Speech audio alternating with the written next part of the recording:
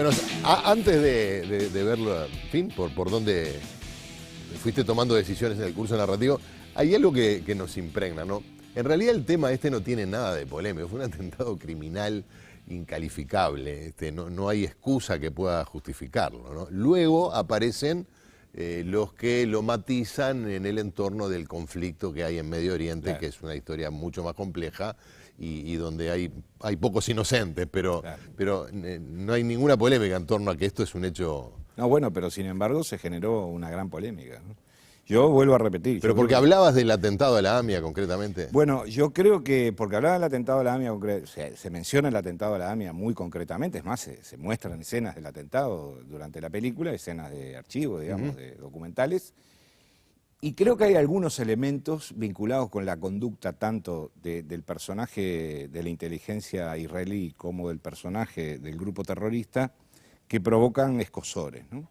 Que creo que son los escozores de mostrar a alguien en toda su crudeza, en toda su realidad más brutal, y también en toda su dimensión humana y en sus costados más flacos, digamos, claro, que en general no les viene bien a los que tienen una postura muy militante, ¿no?, en torno a determinados asuntos. Bueno, ya resulta interesante, ¿no?, la perspectiva, pero pienso en las razones que llevan a un joven musulmán a convertirse en una bomba humana, porque él sabe que iba a morir.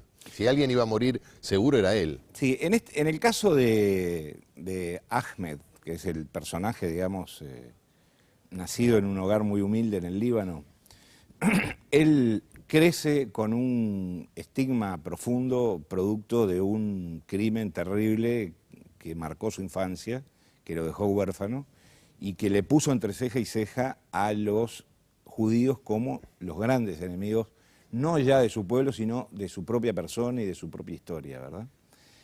Y por el otro lado tenemos a un judío muy, digamos, apegado a la fe, a la tradición, a la vida religiosa, que es además un combatiente, se siente un soldado, que también tuvo una infancia en la cual un episodio trágico vinculado con el conflicto provoca una pérdida familiar que a él no solo le desgarra la vida para siempre, sino que le pone entre ceja y ceja al enemigo mortal que tiene enfrente. Entonces, en realidad, lo interesante de construir esa historia... Bueno, hasta ahí nada que no podamos encontrar en esos dos pueblos que están enfrentados. Bueno, miles de veces, claro, ¿verdad? Lo interesante es que ellos, de alguna manera, son como el mismo personaje que se mira al espejo, ¿verdad? Claro. Hay algunas escenas, por ejemplo, que generaron rispideces, bueno, que tal vez por ignorancia, ¿no? A mí me resultaron incomprensibles. Por ejemplo, el personaje judío en determinado momento, él está con su tefilín, está rezando, está orando, está leyendo las escrituras, y de repente él tiene, porque se lo apropió de un episodio que no importa, un Corán. Y él, en esa situación, con esos atributos, toma el Corán en sus manos y comienza a hojearlo. Bueno, mucha gente se sintió ofendida por esa escena, ¿verdad? Pero cuando hablas de mucha gente, ¿te referís a musulmanes? No. ¿O a gente que da manija? No, es decir... No, me parece al revés. Podrían sentirse ofendidos los judíos que estando orando con sus sagradas escrituras toma el Corán. Claro. No, también hubo judíos... Digo, los judíos religiosos, a ver, ¿no? Ofendidos hubo en todos lados. Que creo que era uno de los objetivos de la película. No ofender, pero sí mover un poco el avispero, ¿no? Para que todos nos pusiéramos a reflexionar sobre algunos de los problemas que a veces creemos que son muy lejanos a nosotros y terminan golpeando a nuestra puerta, ¿no? Porque uno tiende a pensar que lo que está pasando en Irak, o lo que está pasando en Egipto, o lo que pasa en el Líbano, no son tiene nada asuntos que ver con... de repente nos explota una bomba en la vereda enfrente, como pasó en Buenos Aires, por ejemplo, ¿no? Entonces yo creo que debemos reflexionar sobre esos temas. Vos lo decías hoy, yo lo he subrayado muchas veces, en esta historia, que es una historia terrible, ninguna religión es inocente, ninguna religión monoteísta, por lo menos, es inocente. Yo contaba que Amir Malouf, un extraordinario escritor egipcio, premio Nobel y un hombre de una vastísima cultura, narra en sus historias de las cruzadas que los cristianos que iban con la cruz y el cáliz y la misa dominical a conquistar Tierra Santa, de pasada por Palestina, se comían a la gente, practicaban la antropofagia. Entonces, allí no hay inocentes, ni Occidente es inocente, ni los musulmanes lo son, ni los judíos lo son. Entonces creo que la mejor manera de entender por lo menos ese conflicto es por lo menos hurgar en nosotros mismos y ver qué es lo que hay detrás de determinadas actitudes que podemos sentir como lejanas, ajenas, totalmente desprendidas de nuestra realidad, ¿no? Sí, tú lo referías la cercanía geográfica porque fue en Buenos Aires. Claro.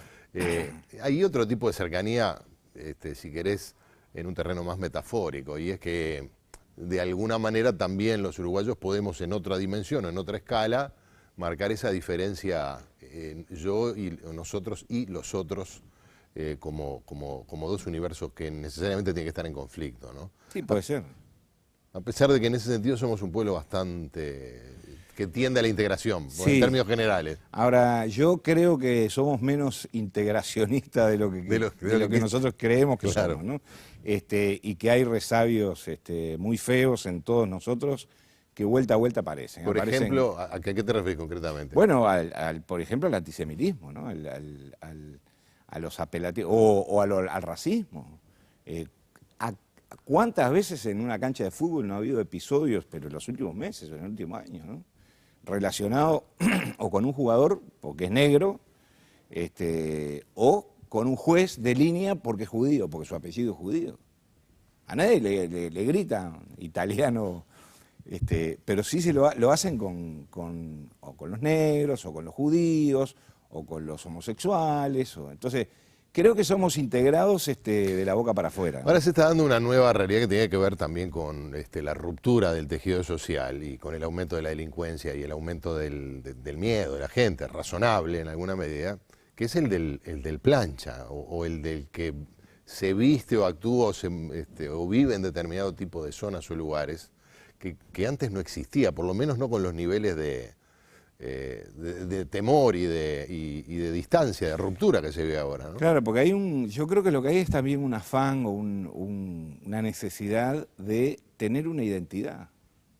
Ese fenómeno, el de los planchas, por ejemplo, está muy vinculado a la necesidad de vinculación, de sentimiento de pertenencia. Entre pares, entre ellos, claro. Claro, la formación de esas tribus urbanas de las que se hablan, ¿no? Y a una realidad que nos golpeó duramente en el pasado, pero no hace tanto, hace 10 años, 12 años, 10 años, la crisis del 2002, que fue una fractura geográfica de la sociedad. Es decir, había zonas de Montevideo a las cuales no se podía ir y había zonas de Montevideo, gente de determinadas zonas que no podían ir a otro lado. Y eso lo estamos, es decir, esas cosas no son gratis. Esas cosas se proyectan en el tiempo y se instalan en la sociedad. Tenés razón, tenemos esa visión, esa fantasía que yo de alguna manera expresé, de que somos una sociedad que tiende, yo dije no integrada porque es notorio que ya no lo estamos como antes, pero que tiende a la aceptación. Sin embargo, si yo te digo, Medio Oriente, Palestina, Israel, vos pensás que es una zona conflictiva y peligrosa de ir, pero no tengo cifras, pero seguramente han muerto más personas en los últimos años en Uruguay por muertes violentas de lo que han muerto en algún tipo de atentado. Sí. Y yo incluiría en las muertes violentas los accidentes de tránsito. Sí, claro. Que porque es una parte de la inseguridad pública que en general no se toma. ¿Por qué? Bueno, porque en general la clase media es una gran participante de ese tipo de actividades delictivas y sangrientas, que son los accidentes de tránsito, ¿verdad? Sí, los siniestros, porque en realidad, más que accidente, hay una gran responsabilidad. Está bien, los siniestros de tránsito. Hay cierta forma de desprecio por el prójimo. Exactamente, también, ¿no? Que uno la padece, digamos, en la calle todo el tiempo. Ahora, yo creo que hay síntomas de recomposición de ese tejido social, y creo que esos síntomas son importantes sostenerlos, apoyarlos, darles calor, por decirlo de alguna manera. Te pongo dos o tres ejemplos. La orquesta, está bien, yo estoy vinculado al tema, pero la Orquesta Juvenil del Sodre, por ejemplo, que es una orquesta sinfónica que tiene 130 chiquilines, ha desarrollado durante el año 2012 y lo que va de 2013 decenas de conciertos a teatro lleno. Te puedo asegurar que con públicos muy heterogéneos, de Montevideo y del interior, gente que nunca había ido a un teatro, que nunca había visto una orquesta en vivo, que no sabían en algunos casos cómo era el mecanismo, que había que ir, sentarse en una butaca y esperar que saliera música y después escuchar un concierto.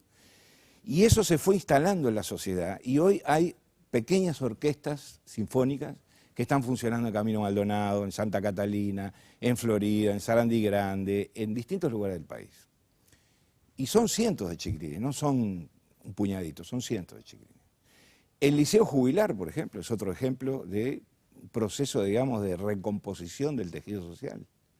Yo creo que hay síntomas. Ahora, creo que esos síntomas hay que apoyarlos, hay que tener perseverancia, hay que tener constancia y hay que aplicar políticas destinadas a fomentar ese tipo de actividades, ¿no? Y ese tipo de experiencias. Es que estoy pensando si nos fuimos al carajo, por cómo llegamos hasta acá hablando de esclavo de Dios, pero en algún punto... Tiene que ver, ¿eh? Tiene que ver, Tiene no, que ver. porque, ¿sabés por qué? Mientras tú hablas, yo, nos fuimos a cualquier lado, no.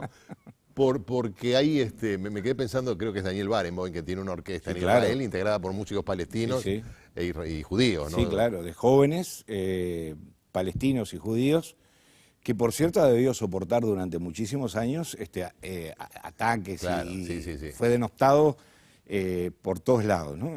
Y sin embargo él con una gran, claro, con un peso muy importante, es un hombre importantísimo en el mundo de la cultura, ha sostenido ese esfuerzo y bueno, son luces que alumbran el camino, ¿no? Yo creo que hay que, en el caso del conflicto del Medio Oriente, por ejemplo, yo creo que hay que apoyar ese tipo de iniciativas. Claro, las que les permitan a los presuntos enemigos sentarse, dialogar, mirarse a los ojos, tal vez no terminen a los abrazos y a los besos, pero sí por lo menos pueden terminar entablando un mínimo de diálogo que no empeore las cosas, que yo creo que es un estatus al cual deberíamos llegar, ¿no? Que no se empeoraran las cosas. Vamos a hacer una pausa antes de empeorar el rumbo de la entrevista y seguimos conversando con Fernando Butazzoni.